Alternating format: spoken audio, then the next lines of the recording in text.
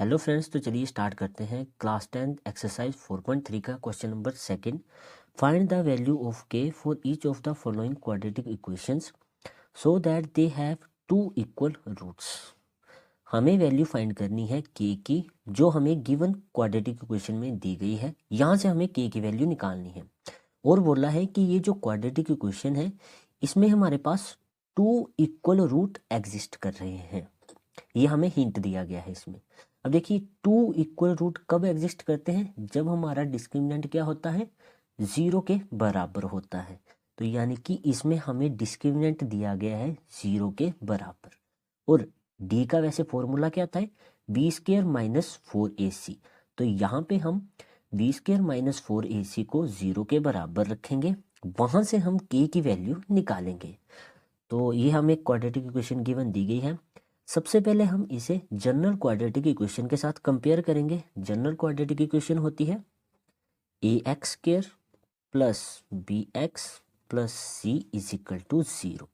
तो यहाँ से हमारी ए की वैल्यू आ जाएगी 2, बी की वैल्यू आ जाएगी एक्स से एक्स कटा आ गई के, और सी की वैल्यू आ जाएगी कांस्टेंट टर्म 3। डिस्क्रिमिनेंट 0 है, यानी कि बी स्क्र माइनस 4ac बराबर हो जाएगा हमारे पास 0 के।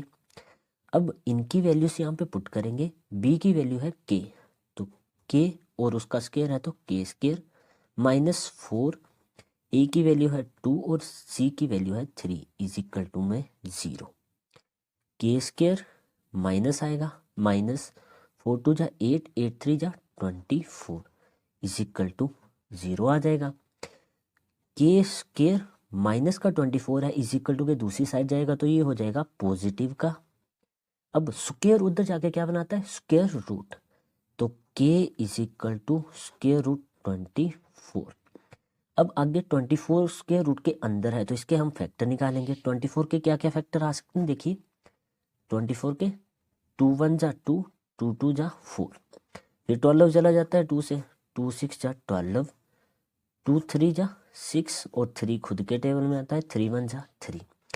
तो के फैक्टर क्या बने यहाँ से, 24 के, सॉरी 2 मल्टीप्लाई 2 मल्टीप्लाई 2 मल्टीप्लाई 3। तो स्क्वायर रूट के अंदर क्या आता है, जो पेयर बनता है उसमें से एक वैल्यू बाहर आती है। तो के इज इक्वल टू, देखिए प्लस माइनस 2 बाहर आएगा और अंदर इनका पेयर नहीं बना है तो 2 3 जा 6। तो इसके k की वैल्यू क्या आ गई, प्लस माइनस 2 रूट 6। अब आप बोलेंगे कि प्लस माइनस क्यों आया, क्योंकि देखिए स्क्वायर रूट के बाहर जब भी वैल्यू आती है तो एक पॉजिटिव की वैल्यू एग्जिस्ट करती है, एक नेगेटिव की वैल्यू एग्जिस्ट करती है। तो यहाँ पे हमारे पास k की 2 वैल्यूज आई हैं, एक प्लस का 2 स्क्वायर रूट 6 और एक माइनस का 2 रूट 6।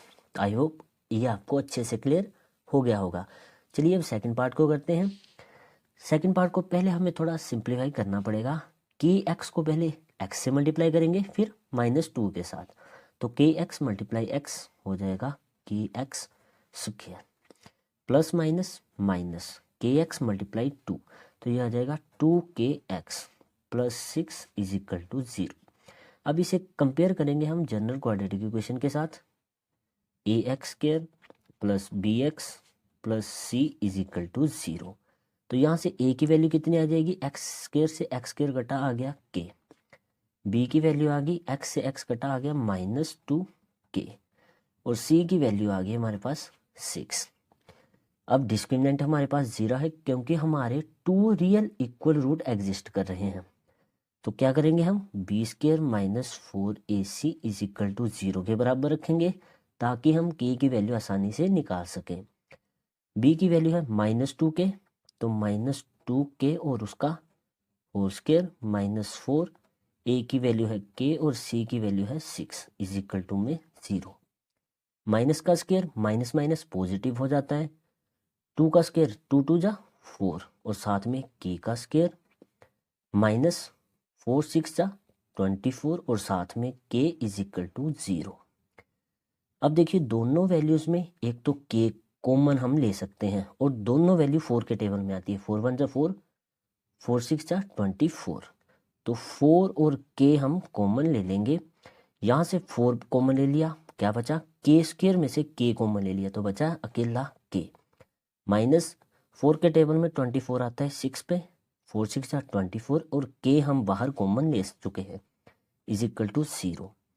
अब देखिए हम यहाँ पे 4k को अलग से 0 के बराबर रखेंगे और k - 6 को अलग से 0 के बराबर रखेंगे।